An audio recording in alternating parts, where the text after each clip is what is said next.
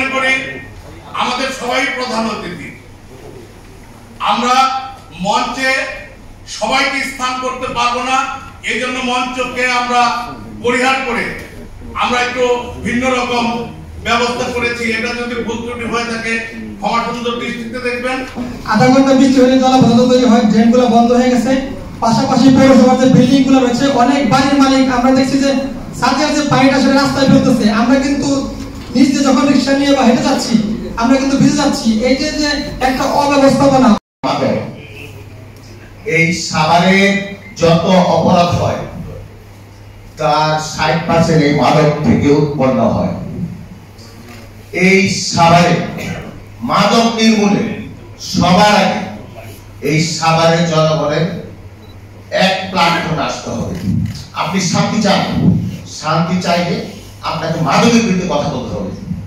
আর অন্যায় সবই অন্যায়, যেই করুক সেটা অন্যায় অন্যায় হয়। আপনারা একদম নিশ্চিত থাকেন, আপনারা বুকে ধারণ করেন এই সাভার আমার, এই সাভার আমি থাকবো, এই সাভার আমি মারা যাওয়ার পর আমার সন্তানরা থাকবে। তাদের জন্য একটা নিরাপদ সাভার করার জন্য সবার একটা মাদক নির্মূল করা অত্যন্ত জরুরি। আমি সাভারের প্রতিটা নাগরিকের কাছে অনুরোধ করবো, আপনারা ঐক্যবদ্ধ হন এবং আজকে যারা আয়োজক কমিটি আপনারা আপনাদের জায়গায় একটা উদ্যোগ নেন। সাভারে কতগুলো মাদকের হটস্পট আছে, প্রশাসন, মাদক দ্রব্য নিয়ন্ত্রণ অধিদপ্তর, সাভারের জনপ্রতিনিধি এবং রাজনৈতিক নেতৃবৃন্দ সহ একটি কমিটি করার ব্যবস্থা করেন। তারপরে দেখেন সাভারে মাদক থাকে কিনা, এবং যারা অনীহা প্রকাশ করবো আমরা ধরে নেব তাদের পিছনে, মাদকের পিছনে তাদেরও কিছুটা সমর্থন আছে। তারা কেন অনীহা করবে? শুধু রাজনীতি করবে আর মুখে বলবে তা হবে, একদম বাস্তবায়ন করে দেখা দিতে হবে। ঠিক আছে, যেটা মাদক থাকবে না সব। দ্বিতীয়ত আসেন আপনি আইসা উঠেছে যানজট হঠাৎ, এর অনেকেই অনেক কথা বলে, বাস্তবে কে কয়জন কাজ করছে। এই সাভারের ইউনি মহোদয় বলে গেলেন 2 বার দিন উঠেছে, তার আগে আমি একবার উঠাইছিলাম এবং আমার সামনে আমার বাবু ভাই বসে আছে আইন শৃঙ্খলা মিটিং এ উপজেলা, সেইখানে বক্তব্য বইলা তারপর উঠাইছি। উঠানোর পর এখানে আমার কাছে ভিডিও আছে, অডিও আছে। এখানে ছাত্র সমাজের নামধারী কিছু লোকজন তারা বসাইছে, আপনারা দেখতে চান ভিডিও?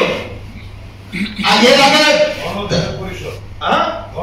গণ অধিকার পরিষদ, যাই হোক আমাদের সমন্বয় পরিষদের কথা বলছে, তারা এখানে আমার ভিড়া বসাইছে এবং এক পর্যায়ে আমার সাথে চ্যালেঞ্জ থেকে তারা সেনাবাহিনীটাই কেন তারপরে এখানে এই হকার বসাইছে। ফোরাম এবং নাগরিক কমিটিকে বলছি, এই সাভারের হকার স্ট্যান্ডার্ড ও সাভারের বিস্ফোরা আপনারা অতি সত্তর এই যে সাভারের প্রশাসন, রাজনীতিবিদ এবং যারা অন্যান্য আছে আপনারা যাকে মনে চায় নিয়ে একটা কমিটি করার ব্যবস্থা করেন। আমি থাকবো সবার আগে। এইখানে অনেকে নানা ভাবে এটার সাথে জড়িত, শুধু নিজেরা মুখে বলে গিয়ে শেষ করা যাবে না। আমরা দেখতে চাই কারা বাস্তবে এখানে থাকে। আপনার কমিটি করে রাজনৈতিক নেতৃবৃন্দর সাথে নেন, পুলিশ প্রশাসন সাথে রাখেন, তারপরে কমিটি করে যাবো এটা উচ্ছেদের ব্যবস্থা করেন। আমরা দেখতে চাই সাভারে বিস্ফোরণ যাতে না থাকে। 3 নম্বর কথা হলো অপরিকল্পিত নগরায়ন। নগর অবশ্যই পরিকল্পিত করতে হবে। আমি এক সময় সাভার পৌরসভায় 13-13.5 বছর কাউন্সিলর দায়িত্ব পালন করছি।